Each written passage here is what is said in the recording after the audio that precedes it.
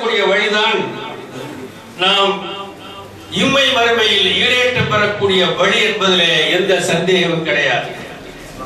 இன்று இஸ்லாமிய மார்க்கத்தை ஏற்றுக்கொண்ட நமக்கு இந்த நாட்டிலே நுழையும் பொழுது நான் நினைத்தேன், பாரதியார் சொன்னதைத்தான் நினைத்து பார்த்தேன்.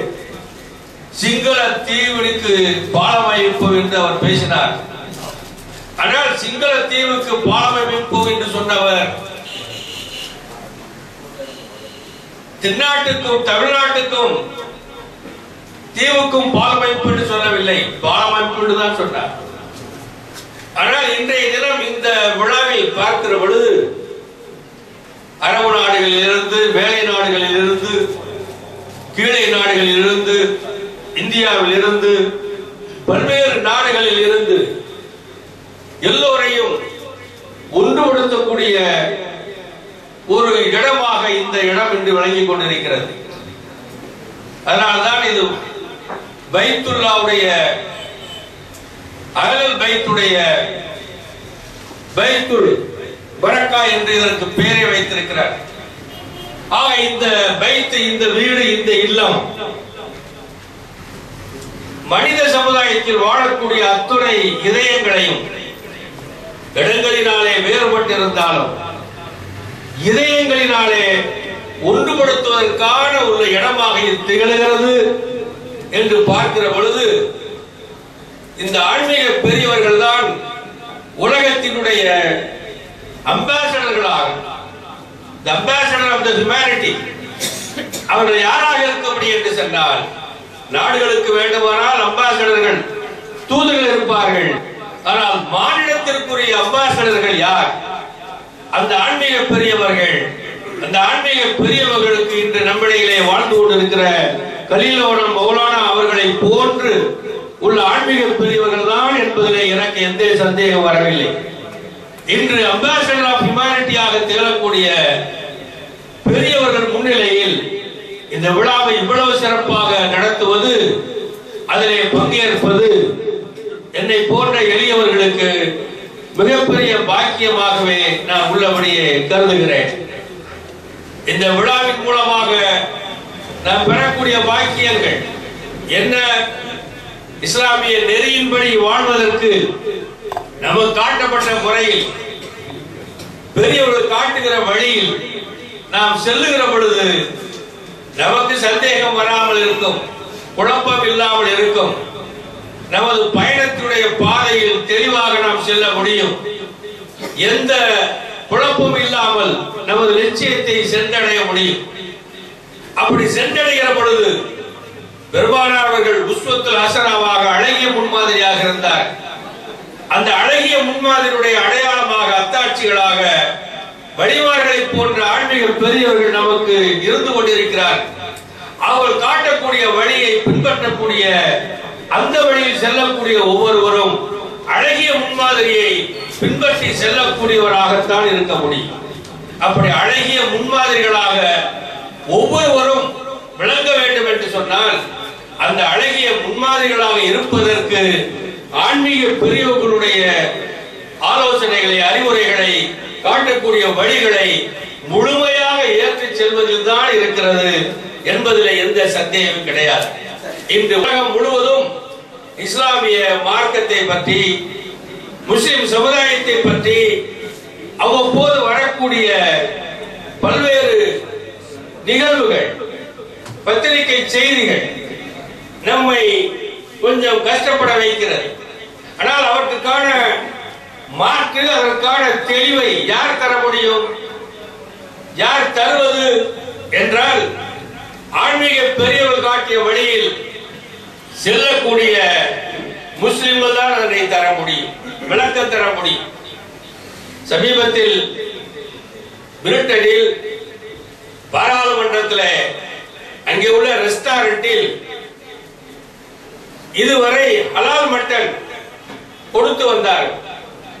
சமீபத்தில் அதற்கு சில பேர் அப்ஜெக்ஷன், எதிர்ப்பு தெரிவிக்க போய் இனி ஹலால் மட்டன் இங்கே கிடையாது என்று அறிவித்த பிறகு அங்குள்ள முஸ்லிம் அறிஞர்கள் அதற்கு எதிர்ப்பு தெரிவித்து பாராளுமன்றத்திலே உள்ள தலைவரையும் பிரதமரையும் சந்தித்து கோரிக்கை வைத்திருக்கிறார். ஆனால் அவர்கள் எதிர்ப்பு தெரிவித்தவர்கள் சொல்லுவது, முஸ்லிம்கள் தங்களுடைய ஆடோ மாடோ அறுக்கிற பொழுது அந்த பிராணி அதிகமாக வதைக்கப்படுகிறது, அதிகமாக அது கஷ்டப்படுகிறது, வேதனைப்படுகிறது. அப்படி வேதனைப்படாமல் மயக்க மருந்து கொடுத்து அதனை மயங்க வைத்து பிறகு அறுப்பதுதான் ஜப்கா முறை. பிறகு வெட்டுவதுதான், அறுப்பதல்ல வெட்டுவது. ஜமாலை சொல்வது போல ஆடு மாடுகளை அறுப்பது இஸ்லாமிய மரபு. ஜப்கா என்ற முறையில் சொன்னால் அது வெட்டுவது மற்றவருடைய மரபு. வெட்டுவதன் மூலமாக நாங்கள் சாப்பிடுவோம் என்று சொல்லியிருக்கிறார்கள். ஆனால் இதனை எதிர்ப்பு தெரிவித்து இந்தியாவிலும் பஞ்சாபிலும் சில பேர் அதற்கு ஆதரவு தெரிவித்திருக்கிறார்கள். சமீபத்திலே அது ஒரு பிரச்சனையாக கிளப்பப்பட்டு அது ஒரு ஆய்வே நடத்தப்பட்டு இறுதியில் மைசூரிலே உள்ள இந்த ரிசர்ச் சென்டரில் ஒரு பிராணியை உங்களுக்காக அறுப்பதற்கு உள்ள முறைகளில் எது சிறந்த முறை என்று ஆய்வு செய்ததில் இஸ்லாமிய மார்க்கத்திலே சொல்லப்பட்டிருக்கிற அந்த அறுப்பு முறைதான் சிறந்தது. அப்படி அறுக்கப்படுவதுதான் சிறந்ததாக இருக்கும். அப்படி அறுக்கப்படுவதுதான் மூலம்தான் அந்த மாமிசம், அந்த கறி மெதுவாக இருக்கும். 2-3 நாளைக்கு அது கெடாது. அது சமைத்தால் மனம் வரும். அது மிருதுவாக இருக்கும், கடினமாக இருக்காது. அதிலே இரத்த கவுள் வராது. இஸ்லாமிய மார்க்கம் சொல்லிக் கொண்டிருக்கிற அந்த அறுப்பு முறையின் மூலமாக அறுப்பதில் இரத்தம் வெளியேறி விடுகிறது, மாமிசம் சுத்தமாகி விடுகிறது, அது மிருதுவாக ஆகிவிடுகிறது. அதனாலே ஹலால் மட்டன் தான் உண்பதற்கு சரியானது என்று ஒரு ஆய்வு மூலமாக நடத்தி இன்று வெளியிட்டு இருக்கிறார். அதோடு இஸ்லாமிய மார்க்கம், ஒரு இஸ்லாமிய மார்க்கத்திலே அசத்தில் சொன்னது மாதிரி பிஸ்மில்லாஹி அல்லாஹ் அக்பர் என்ற அந்த கலிமாவை உச்சரித்து அறுத்தால் தான் அது ஹலால் ஆக முடியும். வெறுமனே இஸ்லாமிய முறையில் மட்டும் ஒரு ஆடோ ஒரு கோழியோ ஒரு மாடோ அறுக்கப்பட்டால் அது ஹலால் ஆகிவிடாது. ஆனால் இஸ்லாமிய முறைப்படி அறுக்கிற முறையில் அது இந்த கலிமாவை சொல்லி அறுத்தால் தான் அது ஹலால் ஆகும் என்று உலமாக்கள், வலிமார்கள், ஆலிம்கள், அஹ்லுல் பைத்தை சேர்ந்த பெரியவர் அன்றிலிருந்து இன்று வரை நமக்கு சொல்லிக் கொடுத்திருக்கிறார். அறுப்பது உயிரை கொடுப்பவன் அல்ல ஒருவன். யார் உயிரை கொடுத்தானோ அவன் பெயரால் தான் உயிரும் எடுக்கப்பட வேண்டுமே தவிர வேறு எந்த முறையில் எடுத்தாலும் அது ஹலால் ஆகாது. இஸ்லாமிய சட்டத்தில் அதுதான் சொல்லப்பட்டிருக்கிறது. அரசாங்க சட்டத்திலே கொலை புரிவது ஹராம். ஆனால் நீதிமன்றத்திலே தூக்கு தண்டனை விதிப்பது ஹலால் என்று சொல்லப்படுவதற்கு காரணம் சட்ட ரீதியாக அல்லாஹ்வுடைய நினைப்பில், அவருடைய எண்ணத்தில் அது செய்யப்படுகிற பொழுதுதான் அதற்கு அங்கீகாரம். அந்த அடிப்படையில் தான் இஸ்லாமிய மார்க்கத்திலே அறுக்கப்படுவதன் மூலமாக உள்ள நன்மைகள் எல்லாம் இஸ்லாமிய மார்க்கம் சொல்லிக் கொடுத்தது மாதிரி செய்வதன் மூலம்தான் அதை செய்ய முடியும். இளமையில் ஒரு இந்து வக்கீல் ஒருத்தர் இருந்தார், மீனாட்சி சுந்தரம் என்று அவருக்கு பெயர். மறுமலர்ச்சி அலுவலகத்திலே அப்பொழுது நாவலர் A.M. யூசுப் சாய் அவர்கள் ஒரு ஞாயிற்றுக்கிழமை கூடியிருக்கிற பொழுது அந்த மீனாட்சி சுந்தரம் அட்வொகேட் அவர்கள் ஒன்று சொன்னார், பாய் எங்களுக்கு கறி வாங்கி கொடுங்கள் என்று சொன்னார். என்னிடத்திலே நாவலர் சொல்லி கறி வாங்கிட்டு வாங்க என்று சொன்னார். போய் கறி என்னென்ன முன்சப்பை கொடுங்கள், நெஞ்செலும்பு கொடுங்கள், கழுத்து எலும்பு கொடுங்கள், ரவாஜ் கொடுங்கள் என்று சொல்லி அவர் சொல்லிக் கொடுத்தது மாதிரி வாங்கி கொண்டு வந்து கொடுத்தேன். அடுத்த வாரம் அவர் வரவில்லை. அடுத்த வாரம் வந்தார்.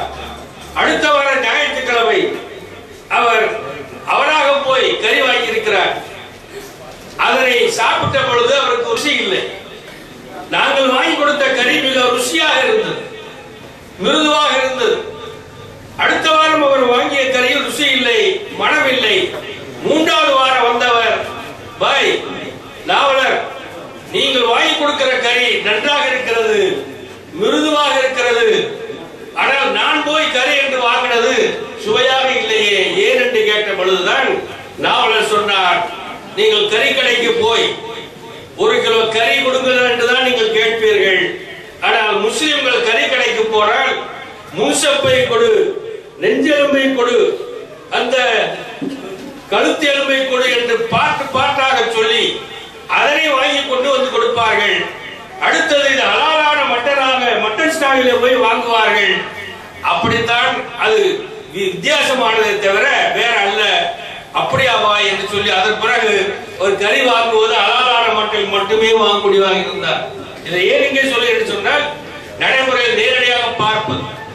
இன்று தமிழகத்திலே சில கார்பரேஷனில் உள்ள ஸ்லாண்டர் ஆபீஸ்களில் ஆடு மாடு அறுப்பதற்கு மின்சாரத்தை பாய்ச்சி அறுக்க வேண்டும் என்று ஒரு வருடத்திற்கு முன்பு ஒரு சட்டத்தை கொண்டு வந்தார். மின்சாரத்தை பாய்ச்சி பிறகு அறுப்பது என்று. அப்படி செய்கிற பொழுது அந்த கறி கரித்து போய் கறி மாதிரி ஆகி அதனால் வந்த அத்தனை எடுத்து சொல்லி மிகப்பெரிய தீங்கு செய்து கொண்டிருக்கிறேன் என்று சொன்ன பிறகு முந்தைய ஆட்சியிலே உள்ளவர்கள் அதனை ஏற்று அப்படியே பழைய நிலைக்கே கொண்டு வந்தார். இதை ஒரே ஒரு உதாரணமாக நான் சொல்வதற்கு காரணம், இஸ்லாமிய மார்க்கத்திலே உள்ள ஒவ்வொரு நடைமுறை, அது தத்துவமாக இருந்தாலும், அது நடைமுறையாக இருந்தாலும், அது தொழுகை வழக்கம் எதுவாக இருந்தாலும், சட்டம் என்று இருந்தாலும், அந்த சட்ட விளக்கங்களை எல்லாம் நமது பெரியவர்கள், நமக்கு வழிகாட்டியாக உள்ள மேன்மக்கள் சொல்லக்கூடிய வழியை பின்பற்றி அந்த வழியை நாமும் பின்பற்றுவதோடு அந்த வழிக்கு மாற்றமாக முரணாக நாட்டில் உலகத்தில் காரியம் நடக்கிற பொழுது அதை மாற்றி திருத்த வேண்டிய பொறுப்பு ஒவ்வொரு இஸ்லாமிய மனுஷனிடத்தில் இருக்கிறது, ஒவ்வொரு முஸ்லிமிடத்தில் இருக்கிறது என்ற உணர்வை நாம் எங்கிருந்து பெறுகிறோம் என்று சொன்னால் வழிமார்கள் போன்ற பெருமக்கள் சொல்லிக் கொடுத்த பாடத்தின் மூலம் தான் பெறுகிறோம். இன்று உலக முஸ்லிம் நாடுகளில் ஏற்படக்கூடிய மாற்றங்களை எல்லாம் நீங்கள் படித்துக் கொண்டிருப்பீர்கள். அந்த மாற்றங்களுக்குடைய